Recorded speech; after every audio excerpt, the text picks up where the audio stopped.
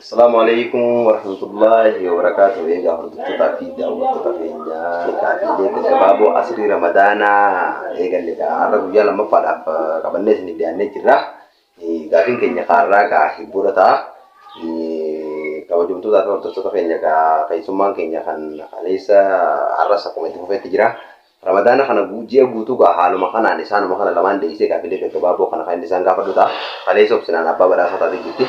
Harraga Obamaan aaree badhaasa kana waan irraa fudhatu natti fakkaata.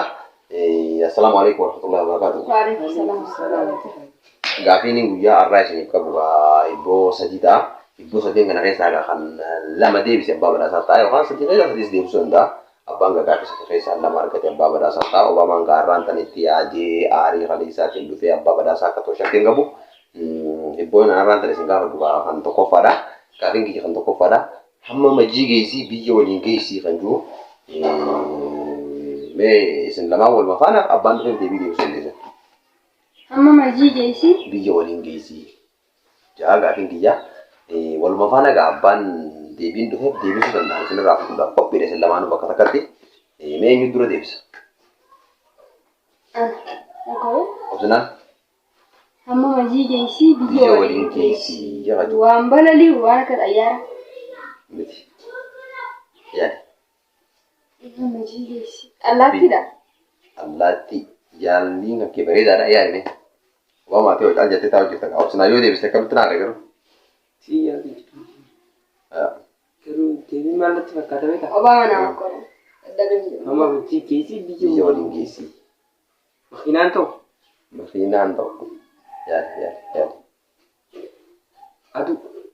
aduu Obamaan gaaffii tokkoffaadhaa argatee jira gaarii kardii har'aan tira kunoo gaaffii tokkoffaadhaa cabsee jira gaaffii tokko itti aansee deebisee jennaan abbaa badhaasaa ta'uun isaa shakkiin qabu. Gaaffiin keenya kan lammaffaadhaa eegaa hordoftoota fi daawwattoota keenya xumura irratti gaaffiileen gaafadhee fi deebii isaa hunda addaan babaasee kan isin himuun ta'a. Amma gabanumaan gara gaaffii lammaffaatti dabarraa gaaffiin keenya kan lammaffaadhaa ganama afurii guyyaa lamaa galgala sadii kan jiru. Mee maali deebiin isaa eenyu nu deebisu? Obsinaan Ganama afur guyyaa lama galgala sadii. Yeroo daa'imummaa, Yeroo daa'imummaa, yeroo dargaggummaatii fi yeroo dargaggummaatii fi yeroo jaarsummaa. yeroo jaarsummaadha. Obseen gaaffii lammaffaa deebisuudhaan dorgommii seentee jirti. Morkataa cimaa lama ta'a jiran obsinaanii fi Obamaan kun gaaffii lama gaafate keessaa tokko obsinaan deebisee tokko Obamaan deebisee gara gaaffii sadaffaa dabarraa abbaan gaaffii sadaffaa deebise abbaan badhaasaa ta'a. Obaamaa obsinaan morkii hojiin eegaltee jirti. Har'a badhaasni hanqeettoo qaba jabaachuudha qabda. Gaaffiin keenya kan sadaffaadha wajjumaan nyaannaa maaltu si buqqise jaamee gaaffii sadaffaadha kana eenyu dura naa deebise? Wajjumaan nyaannaa Maaltu si buqqise?